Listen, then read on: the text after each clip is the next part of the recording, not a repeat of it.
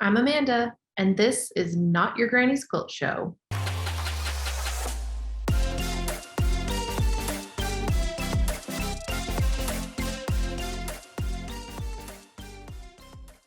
Hello, everybody. Welcome to today's episode. I'm very excited to introduce you to Jennifer Price. She is the new president of our local guild, Boise Basin Quilters. Hello. Hi. How are you? I'm all right. How are you? Pretty good. Pretty good. Yeah. Yep. Just living the dream. And the computer just decided to take a tumble. Okay. Like they like to. Oh, I know. Well, I have it balanced on top of the president's computer, a couple of books, and my computer. Yeah, mine's on top of board games. So There you go. you know. Probably more stable than my little Hoda copy books. Oh man. Yeah. I know. I like worked for like 4 hours and then I ran back home. So it was all good. Where do you work? My mom and I have a quilting business. So we work out of their house. I worked at my quilting corner on Mhm. U-Stick Oh for a yeah. year and a half, Okay. and quilting other people's quilts. That's all we did. Yeah. And so a lot of those, don't do this, don't learn not to do that. Mhm. A lot of that. So Yeah. yeah, there's a lot of people picking it up now to do it as a business. Mhm. Well, I think A lot. it's hard to get into the shops and stuff. So Probably, and especially since Expression's closed. It's Mhm. like that was a huge hunk of business that's Yeah. out there. And I know a lot of people don't feel comfortable mailing their quilts out. They would rather take them, drop them off, and pick them up and see who's handling them. Yeah. Yeah. Which is fair. I mean, it's hard to trust. That's your baby. You're just ship it off in the mail. It's like, It's hard to trust the post office anymore. So Mhm. you Yeah. want to make sure it gets there safe and it doesn't get dropped in a puddle of water or who Mhm. knows what. Yeah. It's crazy, but I think, I think we just have such a huge quilting community that people don't really realize how many quilters there are here. Mhm. And just the sheer number of people I meet randomly, they're like, "Oh, I quilt." I'm like, "What?" Or, "Oh, I have a long arm." I'm like, "Who are you? Where did you, like?" I had no idea. Yep. I know there's a lot. And it's interesting that this valley has such a big interest in quilting. Yeah, yeah. It's one of those things that a couple of my friends were doing it, and my mom has always sewn since I was little, and so I've always been around Mhm. it, but it was never something that I was like, "Oh, there's all these people who do this." I just didn't even know until I started, and then all these people, you start seeing all Yeah. these people come out of the woodwork, and then we joined the guild, and I was like, "What? I didn't know this was a thing." Like, I thought this was like old time, like nobody did this anymore, but Well, I used to belong to a guild when I lived in Memphis, Tennessee. mm, And there were quite a few. This was like early 90s, like okay. 91, 92. And I was really surprised that in the city, how many people were still quilting. Because my grandmother and grandfather lived way out in the country, and my parents live out there now. And it seemed like both grandmothers, I think they quilted out of necessity, Mm, covering old blankets that were wearing out. They'd make a piece together a top, use what they had. yeah. And I remember like my grandmother knowing a lot of people or helping a lot of people or whatever, they, get stuck or whatever, and they'd ask her. My great grandmother did a lot of, until she died, she was, pretty much stuck in a chair. She wasn't moving around much. She hand pieced. Oh, wow. So there were all these hand pieced quilt tops that went to family after she passed and after her daughter passed too. Yeah. Oh my But gosh. yeah. And it's just like they did it out of necessity or just for something to do. Yeah. Yeah, because what else do you do? Well, yeah, especially if you're, that 3 generations ago, they didn't have television in the house. I mean, she did the rest of her life, but Right. you learn to do things. It's like my mom always taught me to keep my hands busy. She didn't want to see me sitting in front of the TV unless I was working on something. Oh, well, that makes sense. I guess that was a way to keep me out of trouble or something. Or Yeah. maybe I was a fidgeter when I was little. I don't know, but She's like, yeah, "Fidget we always had puzzles, magazines, knitting, crocheting, with-" hand sewing, whatever was always in the living room. It just, Yeah. that was just the way it was. Yeah. I've dabbled in other stuff. When I was younger, my mom taught me how to cross stitch. And so I would do that for a while. And then I was kind of like, ugh, this takes too long. And then my grandma had taught me how to crochet when I was like 10 or 11.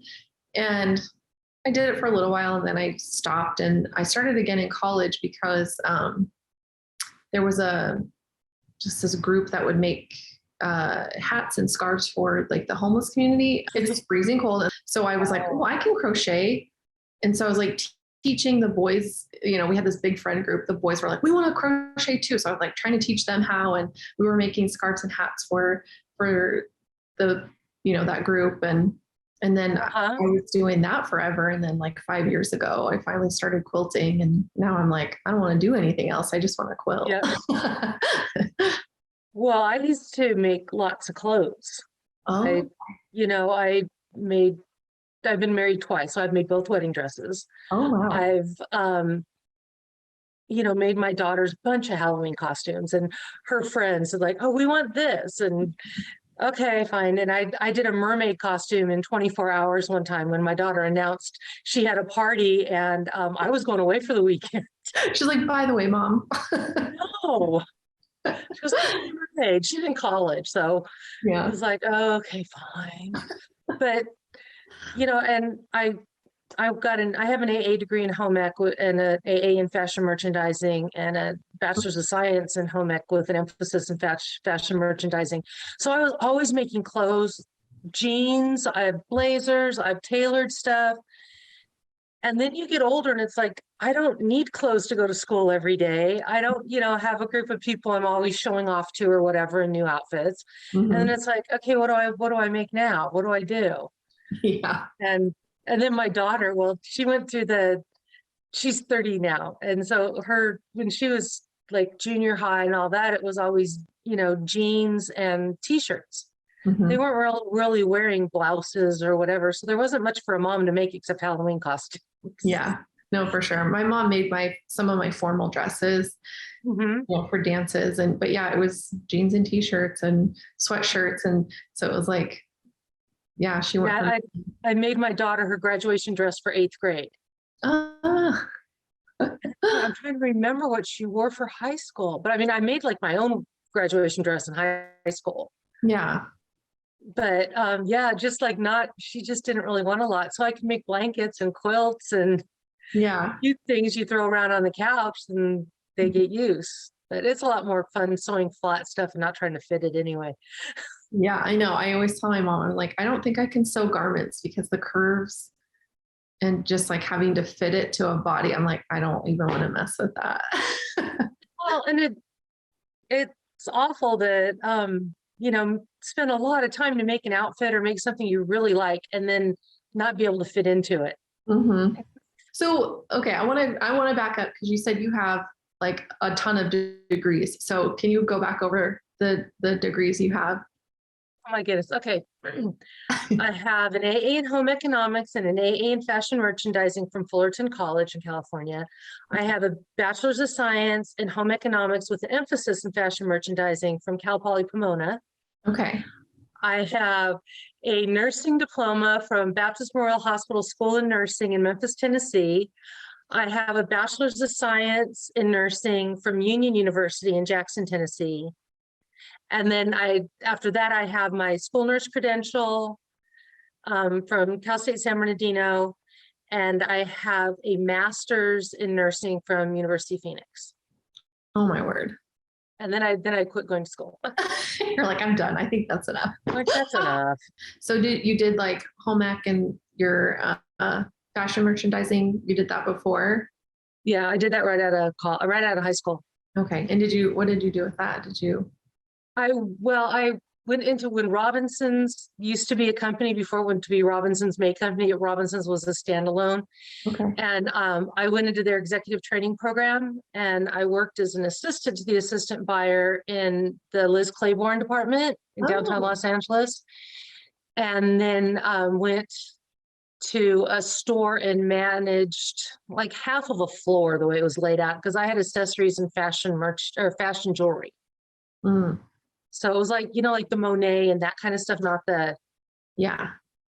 not the gold and diamonds. I was like the fashion jewelry Yeah. counters. I had that, and then accessories like scarves, hats, watches, gloves, all that kind of stuff, hose, whatever. Okay. And I did that for a while, and then I left there and I managed a Jean Nicole store for about 3 or 4 months, and that was enough for me. I couldn't live there. Yeah. And then I was hired as a assistant buyer in lingerie, which we had the sleepwear that side for Harris's.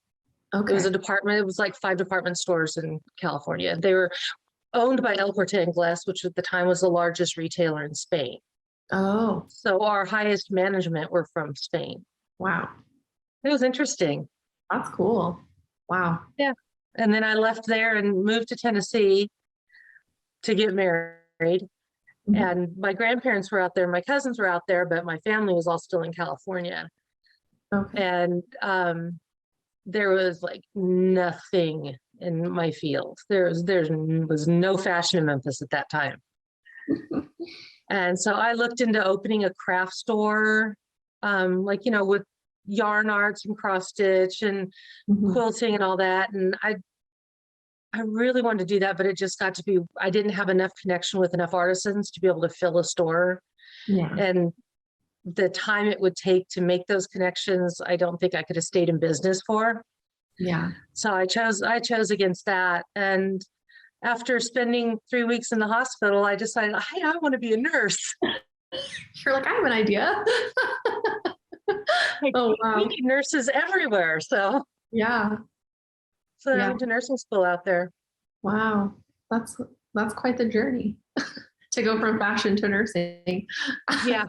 And then I always sewed. So, you know, that's like, now that I'm retired, it's kind of, I have something I've always done. So I'm not really starting at a lower skill level and having to learn Mhm. everything. I still have a ton of stuff to learn. Yeah. I started paper piecing a block yesterday and went, crumb, I need a new class in paper piecing. That backwards thinking, I was like, this hurts. Oh, I know. Yeah. I've done two like large wall hanging Christmas trees about 6 feet tall. And wow. I did something else that was paper piecing. I was having so much fun, but it's been it's been over a year. So I Mhm. sat down to do it and it was like, what? I'm holding stuff up to the window for the light. It's just like, oh, You're like, I what had am to get new batteries for my light table because I was totally going nuts. That's so funny. I know. That's like the cool thing about quilting, though. I think is there's so many different skills and techniques you can learn that you Yeah. can stay basic of just sewing straight lines, or you can take it as crazy as like foundation paper piecing or English paper piecing to like build something. And the applique and hand applique and oh yeah. Yeah. It's almost like quilting is too small of a word because it's such a huge umbrella. There's so many Right. things that fall under it. Right. And even still, like, I tell people, oh yeah, I have a quilting business. And they're like, quilting? I'm like, let me show you. And I show them pictures and they're like, oh, was thinking like brown granny fabric and like, old country. I'm like, I mean, there still is that. And I think there's beauty in that, but there's now so much more out there. Well, and it's almost like the brown granny fabric's coming back because look at all the reproduction fabrics that are out there. I know I've been collecting Civil War prints for 5 years now. Oh, wow. Going to make my husband a Civil War quilt that I haven't done yet. You're like, I'll get to it. It's fine. It's in line. They're all like little children standing in line waiting to go into class. I have so many projects like I always do. Yeah. I've always got 5 or 6 in a row, everything I'm working on. Wow. That's crazy. I'm like a one project at a time. I have like a lot of things I want to do and I'll start collecting fabrics and stuff for them, but like I just work on one at a time because I get super overwhelmed otherwise. But I have to keep talking myself down because I've got one on the long arm right now. I'm working on the Easter egg paper piecing block for the block of the month. oh I yeah. have a block of the month for Halloween that's applique that I just got the email yesterday. We've sent out your next block. Oh, good. I have a block of the month from last year. I just finished and took off my machine. Yeah, I've got everything. My rocking chair in my sewing room is piled with all the stuff for the Farm Girl 2 quilt that I've been gathering the bits and the books there. And I think I've got everything I need. I'm pretty much ready to go on that one. And then I have the Civil War one I keep forgetting because it's out of sight, out of mind, because I'm keeping the fabric like in a box so it doesn't get sun bleached or anything. Yeah. Oh my gosh. So yeah, oh, there's a line. They're all over the place. That's fun. Oh, and you're talking about cross stitch and all that. I've got a cross stitch Christmas stocking I started about 5 years ago. That's in my side table by my couch in my living room. So if I ever get the whim and I want to cross stitch again, I've got that. I've got a crocheted scarf because I can make rectangles, but I've done sweaters and it's for some reason huge and it keeps getting bigger. You're like, I don't know. I don't know why it's growing, but I'm not shrinking. So I don't know what's up with that. So I don't do that very often, but I can make a scarf. Yeah. So I have one of those sitting on top of the end table. I've got those diamond dots in the coffee table. There's stuff to do everywhere and not enough hours to do it. Right. I like wonder why I ever wanted to free motion because I draw like a 5-year-old. I never advanced from that stick figure. Yeah. A tree, a typical house, whatever. And all of a sudden I want to like draw with thread with a big machine. So I'm trying to make myself, really work at it and keep practicing. And now I'm liking what I'm coming up with or what's coming out at the end. But I will get halfway through a quilt and go, oh God, I hate this. Oh no. And just keep pushing and then be really happy with the results. Oh, but it's kind of scary when you're in the middle that I just ruined this whole thing. Yeah. In their mind. So it's not a customer. I'm not ruining it for a customer, thank goodness. Yeah. But yeah, it's just like I start doubting myself halfway through. Yeah. But then I keep telling myself, once you finish and you throw it on a bed or throw it on the back of the couch, whatever, no one's ever going to look that closely. It's an overall effect. Right. It's like once you step back and see the whole thing, it's like, okay, that's beautiful. And nobody's going to go and nitpick like, oh, you didn't quite make that swirl the same size as that swirl, or you didn't quite get that. Like nobody. You wiggled on this little half circle over here. Yeah. Whatever. Like, what did you sneeze? The cord caught. That's happened to me. Yeah. You're like, what is happening? Yeah. Well, that quilt that's behind you, you brought that to the guild show and tell, and that was one that I got halfway through and I hated my border. I hated what I was doing. Oh yeah. Oh, it's so pretty. I was staring at the backside because it turned out so great. Thank you. Yeah, I love it. That was one of those that it was a class. So I went in going, oh, I really like that hummingbird panel. And you have to buy 7 panels. And it was at Stitch and Snip in Garden Valley. Okay. Crouch area. And so I just she had a bunch of them where she had cut all those panels. So they're like in a kit. So you get all 7 panels. Yeah. And it was like, oh, I really like the hummingbird. I'll just do that. So I had nothing in my mind of how it's going to really turn out until I started making the hexagons and laying it out. And then it was like, oh, I want to do this and do this. So it wasn't really improv because I was working with a pattern, but the layout was more improv. Okay. Yeah, it's super cool. And I didn't realize it was a kit. I mean, you explained it, but then I saw another one. I think I was at the Quilt Crossing, and I think they have one hanging up. Someone told me that they did one like it. Yeah. And I was like, hey, that's the same quilt. And I was like, I wonder if she's hanging up her quilt here, but yeah. It's not. I think someone else did one. Yeah. But I've also seen them where they just took like a black background printed fabric and a white background printed fabric, and they matched up their prints to make the hexagons look the same, and they did, it looks like a snail trail. Also, I've seen it on Pinterest, I think it was like laid out on the ground. She was laying it out. And it's like, you can do it with anything as long as it has almost a bold enough print that can make different designs. Yeah, that's cool. Yeah, that's something that I'm like, That's in the to-do list. yeah, right. You're like, what else? How can I accomplish this? Oh, I have pictures all over my phone. It's like my daughter's looking at like, where are pictures of me? And it's like, oh, you're in there. But these are all my quilting ideas. Something is like, oh, pictures. And I don't get them all moved out quick enough. So it's all, they're all looking at my regular galleries just full of quilt pictures that aren't even my quilts. They're just ideas. So you are our new guild president. And so I joined the guild, I think late 2018. So I'd only been kind of part of any of it for about a year. And then things I joined about the same time. What made you want to do it? What made you want to be the president? It's one of those things, I stood still too long. Or, you know, how like when all your friends, you know, they say volunteer step forward and all your friends step back. I think that's what happened. Terry, Curry, and Bernie came over because I won the most UFOs. Oh, okay. Remember when they did that? You know, send us pictures of what you've done during COVID. Yeah. And so they came over and I won an AccuQuilt, like the small one.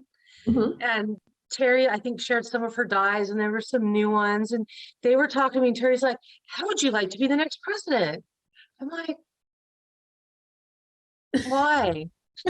She goes, well, it's like, you know, we have to have officers or we can't keep going. Right. And with COVID, so many people got out of touch. You know, we didn't really do like membership renewal. So it was hard to know who was still involved unless they responded to something. Right. You know, the Facebook or whatever, the Facebook has really taken off recently. But unless you're hearing from them, no one knew if they were still involved, still in the area, you know, still interested. So I was there and I think I stood still too long. But Terry's like, come on, I'll help you. I'll show you what to do. I'm like, okay. I don't mean to sound ungrateful, but it wasn't my plan. Okay. I really like speaking it. Oh, I can do this. It's a popularity contest. I can win. No, it wasn't anything like that. It was like, well, you know, the board can elect you. Terry's like, I've done this for long enough. Someone has to take my place. We have to have officers or we can't go on. Yeah. Like, I didn't want to see it go away because no one was willing, or we just didn't know who was out there who was willing. Right. So it's only a 1-year term, and I figure maybe I'll figure out what I'm doing by the last month. Yeah. I did decide the last meeting was my second meeting, and I decided it was much more fun when I could just come and sit down and watch what other people did.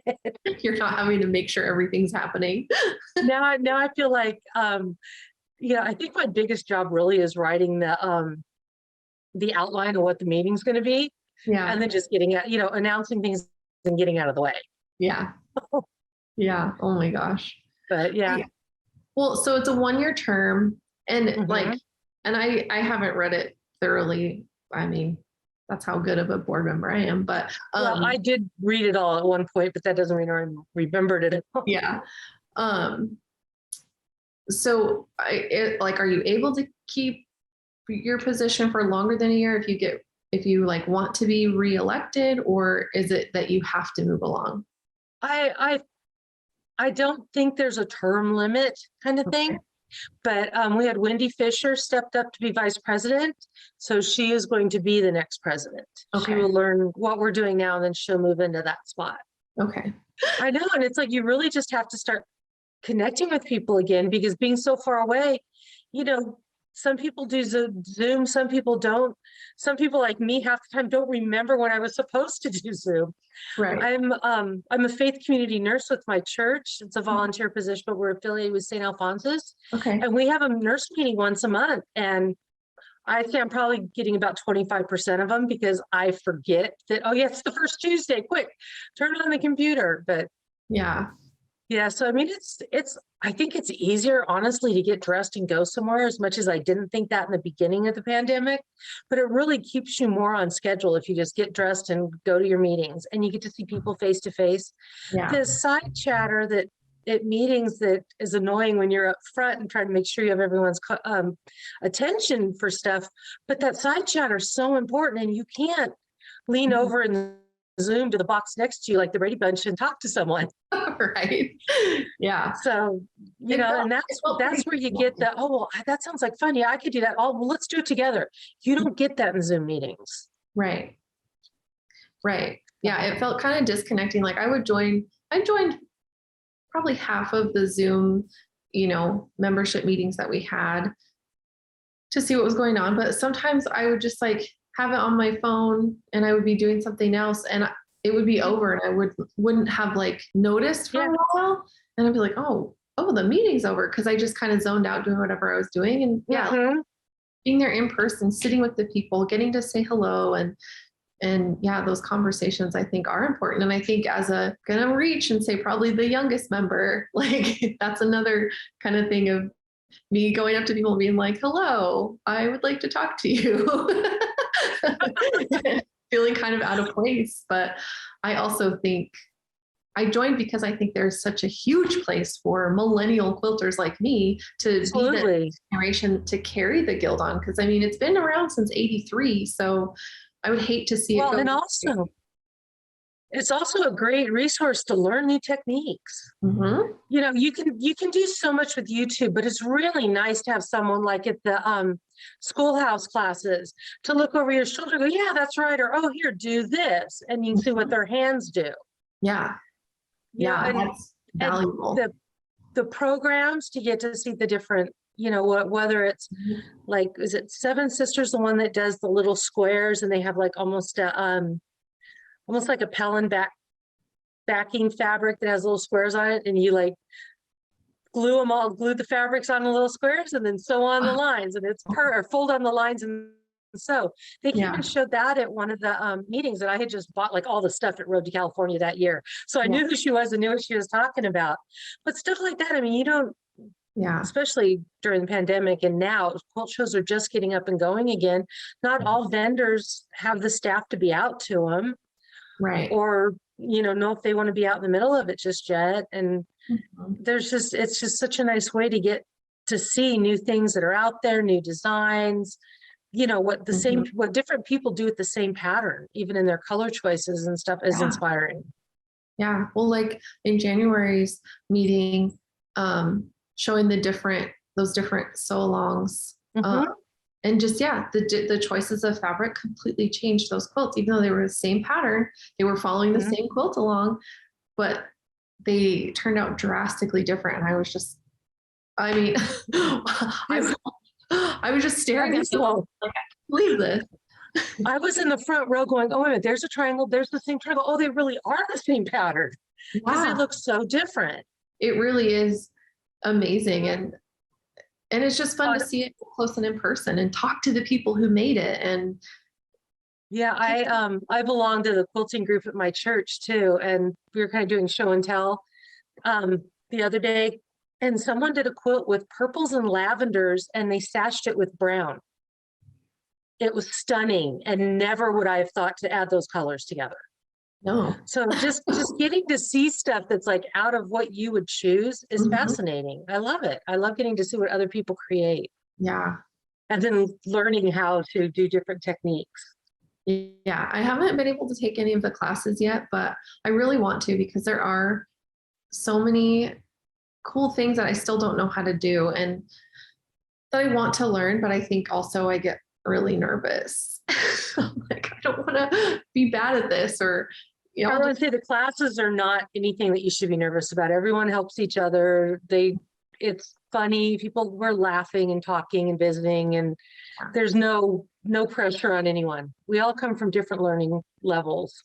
yeah. So you should do it. Tomorrow is the hand applique, Oh my which you see gosh. so many quilts now with like applique on the border and stuff. And it's like, I really need to up my game there because I'll do the raw edge with the zigzag. Hmm. And I've done a few quilts like that, Yeah. but just the needle turn is just so perfect and pretty. And Mm. so Yeah, once you learn, that's something I I do. need to learn techniques. I can kind of figure stuff out for myself, but it's not always actually the right technique. Right? I'm like, I think this is how you do this, but I Yeah. guess, I don't know. And then, yeah, you learn little bits and go, oh, that will actually make my life so much easier. Like the way when I was hand binding, I was doing it so crazy. And then my mom was like, what are you doing? I'm like, I'm binding this quilt. She's like, why are you doing it like that? And I was like, I don't know. Cause I just like, that's how I thought you did it. She was like, no, just do it like this. And then she showed me, how to do the invisible stitch better. And I was like, oh, okay. No wonder it was And I taking think 8 hours versus well, 3 hours. I started out buying the binding at Joann's, the Mhm. double fold or whatever. Yeah. And I mean, I've got a really pretty log cabin Mm. Christmas quilt I made. Oh yeah, it has red, white Joann's binding on it. I didn't know any better. And it wasn't until I was in a quilt shop one time, and I guess they do binding for hire at this shop, and she was Oh, binding a quilt. And I'm watching, and she gave me a whole 10-minute lesson on, this is the stitch to use. Make sure your stitches are no further apart than this. I mhm. always cut my binding at 2 1/4, not 2 1/2. Mm. So it tucks tighter and it's a little bit of Yeah. smaller binding. Mhm. And, she goes, anytime you want to, if you can put it in a show, it needs to be like this. And just about that fast. It's like, Cole, you just changed my world. Right? It's so crazy how, like, yeah, 10 minutes of somebody explaining something can Mhm. broaden your I've got, horizons. yeah. Well, and so many people will machine quilt, and I understand with like kids quilts and stuff like that that are going to be washed a lot and all. That's an excellent way to do it. Yeah. I break a needle on every corner. I have no idea why. Wow. I've done one that I did not break a needle on just recently. I don't know how I did it. I think it was probably for my cat. I don't need to sit there and hand bind the cat's blanket, but No, yeah. I love machine binding sometimes. I mean, for myself, mostly just because I don't like to just sit and do the same repetitive motion. And I think that's why quilting is fun, because even though you're sewing, it's like you're making different blocks, you're putting different Uh-huh. pieces together, you're mixing and matching, your the different parts of it. And so it's changing all the time. But and I mean, I'll do it. We do it for client quilts all the time. Um, and I can do it, but yeah, I love machine binding, and I love using like contrasting thread and just making it kind of giving it that extra pop. But yeah, like there's such an art in hand binding, and I also want to learn big stitch binding. Well, and machine binding for me, I have such a hard time getting my underside lined up with my top fold Yeah, and sewing it so it doesn't look like, oh, look, it's on the binding. Oh, it's off the binding. Oh, it's on the binding again. yeah, I forget. I'll just do it by hand. yeah. You're like, ugh. And And that actually that get is to sit down and watch a TV show or something. yeah, right. It's like the only time I watch any TV. Yeah. But well, that's cool. I drag my quilts down to the living room and watch TV and bind them there. I just love seeing what other people do and like learning from other people, because I think everybody does their own thing like a little differently. And so, Mhm. but I also think I love that there's no like right or wrong way to do things. Mhm. Like there might be a more Just, efficient way, or, yeah, a a way. neater way or something. Yeah, but it's not wrong as long Right. as it's coming together, it's, I mean, I definitely wouldn't cut patterns with like, shears. I use a rotary cutter because you're gonna, I've done that. yeah. Oh, I have a quilt. Oh, there it is. That I made when my daughter was little and cut it out with scissors. And my grandmother taught me how to hand quilt. And I look at it now and it's like, wow, that's simple compared to, what people are doing now. But yeah, boy, I thought that was a big deal back then. yeah. It is a big deal if that's like something that you made it by your own hand. You cut it out by hand. You sewed it by hand. You quilted it by hand. Like that And is I'm a big deal. pretty certain it's got store-bought binding on it. It's okay. Sometimes you have to cut those corners. Yeah. Oh my And gosh. I have a ladder right here with like a bunch of quilts on it. And there's one my grandmother and great grandmother made, and one my great grandmother made. Mhm. That one I made, it's messier than the other two ones that are, 40 years older than they are. Yeah.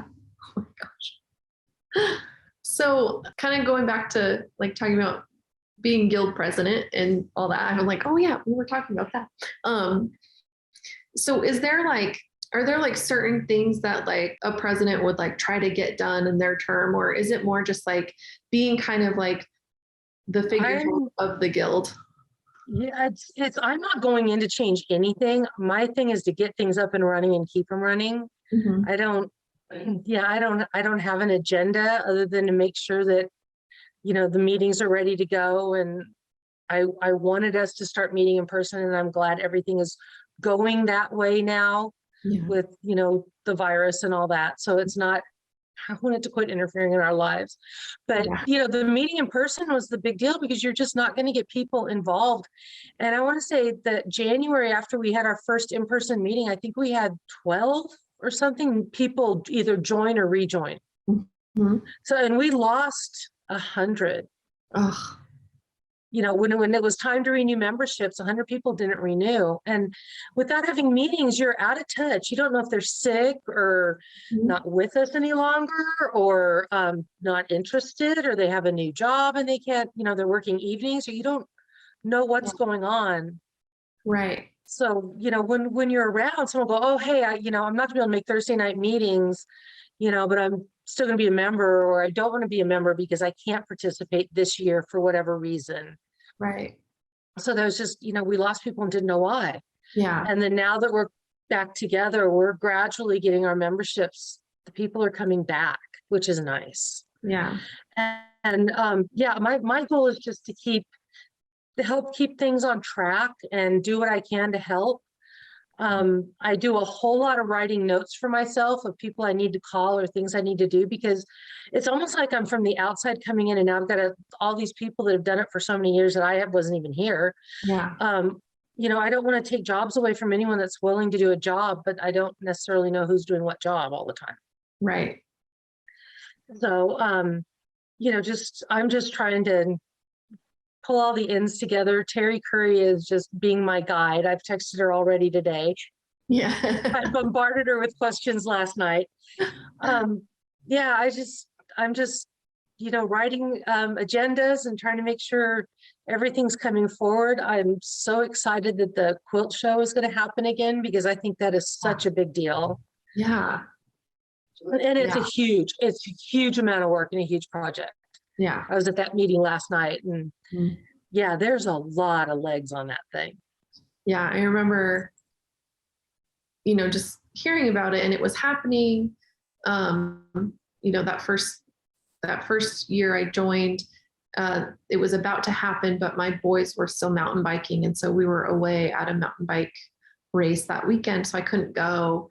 Um, and then we didn't have one for 2 years. And I was like, well, I guess I'll see one eventually. But yeah, I think that's another thing. Being able to do those community events again is going to be so huge because, And also, to be able to showcase quilts and give people inspiration, and oh, maybe get members when they realize, what a big deal it can be, yeah, that, they want to be a part of it. hmm So yeah, I know that last one in 2019 was the only one I got to go to. My husband and I helped set it up. And I remember walking around looking at the judging, and I had never, other than back in a fair in Tennessee, had I ever entered anything for judging. And back then it was like a wedding dress, a bunch of some cross stitch, just things I've been doing, and some kids quilts. And I did well with the wedding dress, nothing else really. But one of the judges came up and goes, oh, well, come back to the table. I'll get you the rules and you can see what's required. And, oh, you can do this. And she was just so encouraging, and just kind of clarifying what you need, and giving it to me in writing so I could see the categories and what the rules were for each category to yeah, know what's expected. And that's everything if you're going to actually enter something. Even if you don't want to enter for judging, there's an area that you can enter for display also. hmm You Yeah. don't even have to compete. You can just show what you've done, something you're proud of, or Yeah. a bunch you're proud of. Yeah. Yeah. That's so I'm excited to see it happen and to actually get to go and participate because I haven't been And able to. And yeah, and I also think it's nice for say if you're new to the area and this happens to be your pastime, but you don't know you fit in with a group of people, right. to be able to go and see, oh, the group is this big. This is something they do. Look at all these other things they do. And, Mhm. I think it will probably get us new members. I can't imagine people being in a quilt show if they aren't members and not wanting to be a part of it if they live in the area. Yeah. That would be super cool. And, as part of the membership side of things, I'm like, yeah, come on, come join our guild. Like, let's do this. It's really fun. I promise. Like, just Yeah, get. the more people with different ideas and different experiences, Mhm. More they have to share. Mm-hmm. Yeah. And that's like really why I jumped into doing the new member socials is like I get to meet everybody that was new just like me and encourage them and tell them it's going to be great. Like you're going to love it here. You'll see my face and you'll know me so you can at least come find me like at the Did you meeting. go to a new member social when you started? Yeah, we did. I really don't remember. It was such a whirlwind and there was a lot of us there. And so there are a few faces I see every once in a while. I'm like, oh, there's Barb or there's, so and so. And so but it was nice to meet people and be like, okay, we're all new. So if we see each other at meetings, we could go sit together or say hello and not walk into a room full of strangers. And Well, I didn't even get to go to my first the new member social when I came here oh, really? because I think it was one of the days the snow just decided to fall all over. And it was like, oh, I am not driving over there in this. Yeah. Just because I wasn't, I don't ask for fault. Yeah. It depends on how well other people drive Hmm. and how well I can drive. And I only had a two-wheel or front-wheel drive car then. Oh, yeah. So it's like, yeah, I just don't really want to go chancing anything. Yeah. So I didn't end up not going. Oh, yeah. So I'm That's gonna go the first one you guys have. okay. Good. I'm meeting with Wendy next week so we can set up our next one because I know we have new members that we need to welcome and I'm so excited about it and I feel really good about like everybody who's new that has taken a leadership position and Mhm. it just seems like everybody feels really encouraged about getting back together and revamping everything and just making sure that we're here for people and that we're available and continuing to inspire our community and give them somewhere to go. Yeah. And I think if you're new, the best thing you can do is, volunteer to do something, be Hmm. a part of one of the groups Hmm. and not just offering to do kids quilts or whatever at home and bring them back. That's great. And we need that, but Yes. be a part of something you have to be with people for, Mhm. and it's going to make you have at least your own group or a group of people, you can meet other people through those people. I mean, it brings you into the group Yeah. rather than just feeling like an outsider. Yeah. And it's fun to meet people that are interested in the same thing you're interested in. Yes. And it's like I can talk about this with someone else besides blabbing my husband's ear off about quilting. He's like, oh, okay, cool. Does your husband can he go into a store and totally recognize that? Or we'll go to a quilt show or something like, oh, yeah, that was hand quilted. Oh, that was machine quilted. Oh, Yeah. and the other husbands are going, what is wrong with Yeah. He just doesn't even go so, with me. He's like, I'm not going there. my my husband went to Road to California with me one year. I Mm. told him he was my Sherpa, and I offered to get him the husband Sherpa shirt, but he didn't want it. Oh. But he'll go and Mm. just look at things, lots of colors, what people are doing. And there's always like, why don't you learn how to do that? Okay, I will. I'm working on it. Like I have so many other things I need to do first. I have so much to learn. Yeah. Yeah. No, I just show him all my purchases and I'm like, look what I'm gonna make. He's like, okay, I can't wait to see it done. But No, I usually show it when it's finished. I yeah. don't show it when it sneaks into the house. the great thing is I'm so busy like making other people's quilts that I don't really Oh, have time to buy fabric for myself. So anything, I kind of get the shopping bug out of my system because I'm out shopping for fabric for other people most of the time. And right. so Right. so I can do the fabric Well, shopping without impacting my own bank account. and I was to say, I don't sneak a lot in. It was like when I did the block of the month last year, Mhm. he bought me the fabric pack for a Christmas Oh, present. And then when with the farm girl, when I'm getting ready to start, it was at, I want to say the rustic barn last year. mhm. They had like that whole collection of fabric. So he's like, oh yeah, just get it. So you have it. We're here. Yeah. So he usually knows pretty much what comes in. Yeah. Yeah. And that's nice. Like I think he 100% supports me. It's just not his thing, you know? So I'm like, it's like when he Oh, tries I to tell keep me, trying to get him to learn how to sew and no interest whatsoever. Both of no, my brothers sew. really? It was, yeah, but it was because my youngest brother designed a car, a kit car. Mhm. That's a whole nother world of its own. But Yeah. he designed it was a Porsche Spider on a uncut down Volkswagen Bug chassis. Oh, You can still get the kit. He's got someone that manufactures for him. wow. But he started out doing, I want to say it was a Lamborghini, and he had to do the seats. So, I Oh, mean, he laid all the fiberglass and did all that, but he had to do the seats. Mom's like, fine, learn stuff. wow. I'll help you and I'll show you how, but I'm not making your seat covers or your seats for your car. Yeah. So he learned to sew there. My other brother, I think, always learned to sew. When I was a Girl Scout when I was little, and you know how you get your badges, Mhm. and my best friend's mom would sew all her badges on her sash on the Yeah. sewing machine. They always looked so nice. My Mhm. mom's like, nope, here's a needle, here's the thread, sew your own on. Oh, you're like, come on, In like mom. third grade, I wasn't that dexterous to be able to like manage the perfect circle on the sewing machine yet. Right. But Oh, yeah, we all had to learn to sew. Just wow. she wasn't doing it for us. Yeah.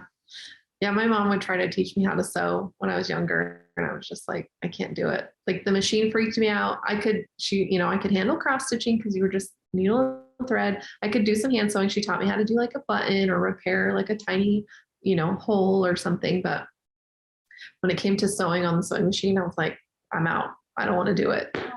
I started, I don't even know, God, 5 or 6. Remember the cards with the shoestrings that you sewed in and out? Yeah. I started with that when I was really little and then moved on to sewing doll clothes Oh, wow. by hand. Yeah. Um, and then I guess gradually, things like pillowcases or, pillow covers and stuff like that Yeah. on the sewing machine. And between my junior and senior year of high school, or maybe it was sophomore, junior, I took on the job of making knife pleated skirts for my cheer team for camp. Oh my gosh. Yeah. Oh. Like the whole time my mom's going, okay. And by the way, it was light blue on top and white inside the pleat. And I don't think I knew what chain sewing was then. Oh It would yeah. come in handy. Yeah. Oh my gosh. Yeah. Chain teasing saves my life. Yeah. Cause So yeah, yeah, so much time. I Wow. know. And I don't know if I was really as good as my confidence said I was. You're like, I got this. None of them fell apart. So I mean, and we wore them all year. yeah, your work speaks for itself then. Yes. But yeah, now Wow. if you think of, a kid going, oh, I'll do that. You're okay. No, you won't. Well, I did the cheerleading stuff. Those that like got seen by all. I ended up, it was it must have been like sophomore going to junior. I made our cheer costumes, like with a little vest with little white puckery pockets and a little A-line skirt with the puckery pockets that matched. Yeah. And then the next year I made the pleated skirt like a crazy person. My junior year at prom, I made my prom dress Oh wow. from an idea I had. Yeah. And then same thing with my my prom dress for my senior year of high school. I made that too. In college, I did a beaded evening gown for a fraternity formal. Wow. Everywhere I went, I was sewing on bugle beads because it was striped, red and purple striped bugle beads on the whole long gown. And I remember doing it, going up to the mountains to go skiing too. And it was like, I almost had to make them pull over. Don't look down and sew while you're driving while someone's driving mountain roads. Doesn't work. I can't even look ahead. But it was like, I don't know what it was like, a February, March, whatever. I had a deadline on that dress. Yeah. And there was no backup. It had to be done. Oh my gosh. So you've always been making, you've always been a creator. That's awesome. Writing up gigantic chunks that require like that deadline rush. Yeah. So, being guild president isn't too far off your track of taking on big projects. Now I'm just spending time making outlines. Yeah. Agendas. Right. Oh my God. I really want to go sew. I don't want to write another agenda, but it's only a year. And I'll just be the in-between that gets us all going. Yeah. While we're coming back into getting together and doing everything. Yeah. Well, I appreciate that you were willing to do it because I was going to be really sad if it fell apart. Just watch out because I've got you spied for the next vice president. But I don't know. We'll see. We'll see how new member coffees go. Sure. I'm like, that's Jennifer. I gotta go. Yeah, exactly. How come we don't talk anymore? You're so distant. Nice to see you. Bye. No, I'm just kidding. Yeah, no, I'm just really, I'm really hopeful that we'll get a lot of great new members and be able to. I really want to encourage younger people to join so that we have our next generation of guild members. And the programs are so good and the show and tells are so good. And I think, getting back in person, I think we really can encourage more membership and more people coming and getting to know each other. And I'm not even like big on starting new programs I don't have big ideas like that. I want to get it up and running what it was. Yeah. Get people back. And, we do a lot of good and there's, a lot of time and effort is donated, for special projects and quilts for kids. Mm-hmm. And, the block of the month is fun and the fat quarter exchange is fun and quilt show is a lot of work, but I think it'll be a lot of fun while it's going on. Yeah. So, I'm not, let's do something else or let's add to it or let's change this. I just want everything up and running again. Yeah, for sure. And I think that's a great goal to have. We had a really weird bumpy patch. I think, the whole world did. And so I think having something that's back to feeling normal or feeling like a slice of how life was 2 years ago is going to be and getting back together with people that aren't in your immediate circle. Yeah Having that kind of you're a breath of fresh air because you're someone new and different and maybe we've seen each other before or had conversations before, but now we get to go back into that kind of feeling of like, we're all here together around this one thing. And right. And all those little side conversations at meetings and stuff. That's what builds friendships and, makes connections and. Yeah. It's fun. And I'm excited that there's shop hop's going to happen. Mm-hmm. And, we're starting to do those things where we can actually go over to stores in different places and different towns now, instead of, everyone having to stay in their own little area and think stores are closed or whatever. Mm-hmm.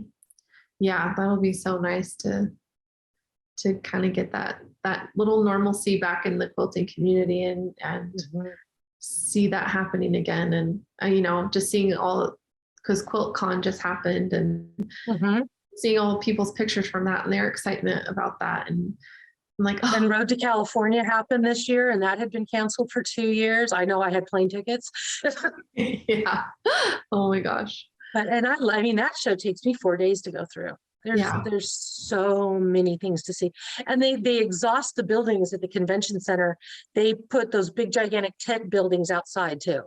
Yeah. They're full of vendors and Oh, wow. quilts. And yeah, it's just like so many new techniques and things to see and tricks and tools and oh yeah.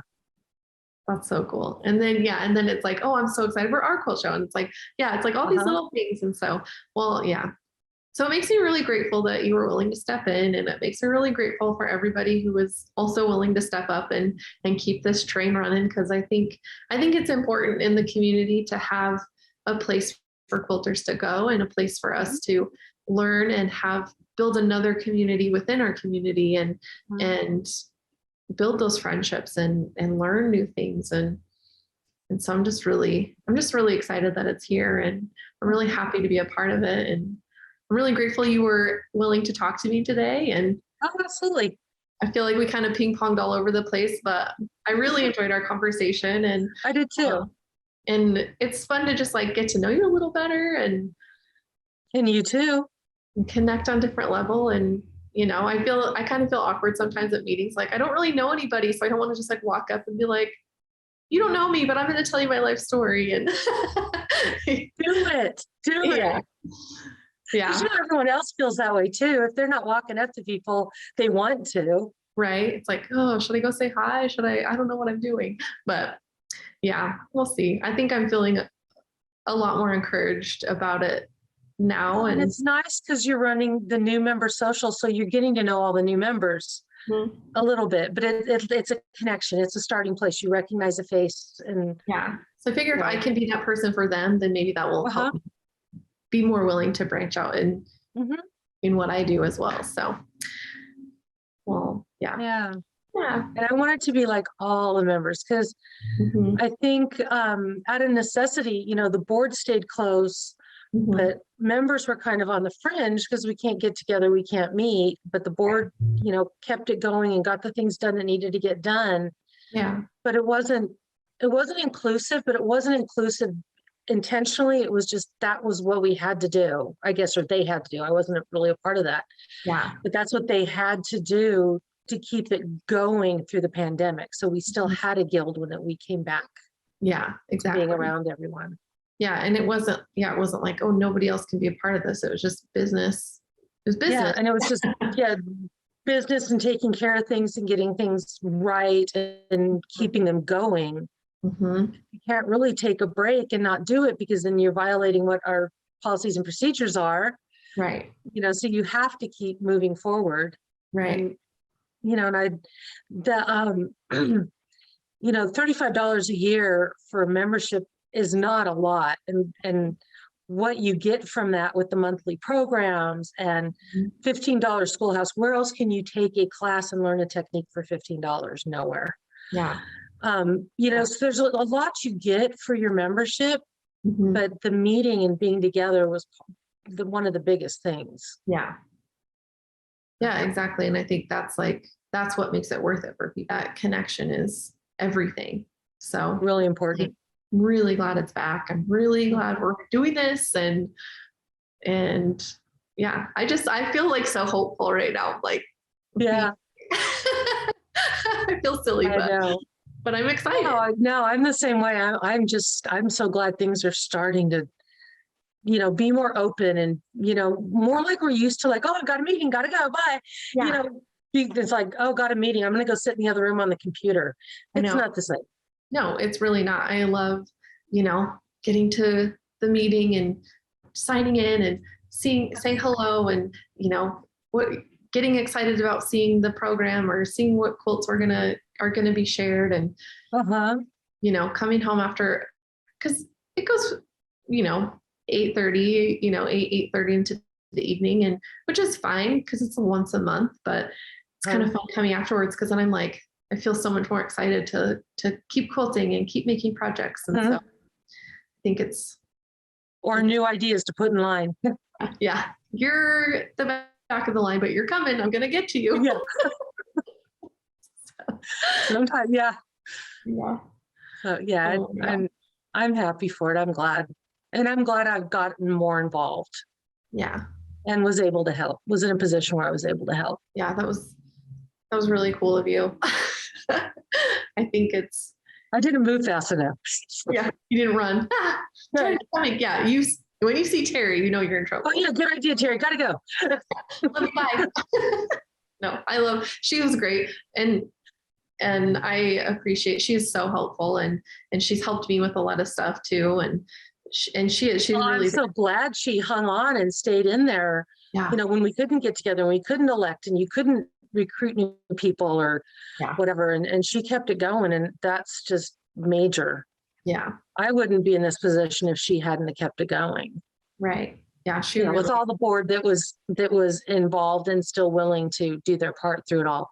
And I know some people had to step down for health reasons or, mhm, you know, other family members' health reasons or whatever. And we all have that, and you can't predict that. But I'm just so glad that Terry was willing to keep pushing it through. And yeah, she really did the guild a solid by sticking with it for 2 years Mhm. instead of just for one.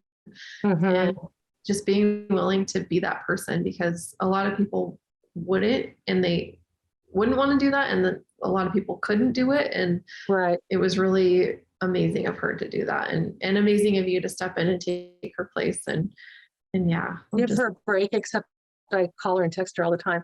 What am I supposed to do? Where do I find this? What does this work? How does this work? Who's in charge of this? What should I do? Do I have to? Yeah.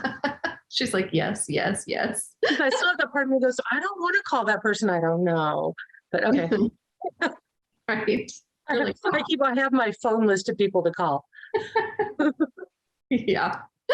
Oh my gosh, that's so funny. Well, thank you so much for joining me today. I really appreciated our conversation. And Well, thank you for having me. I enjoyed it. yeah, Nice to get to know you. You too. Awesome. Have a good day. Good day. Bye. Bye.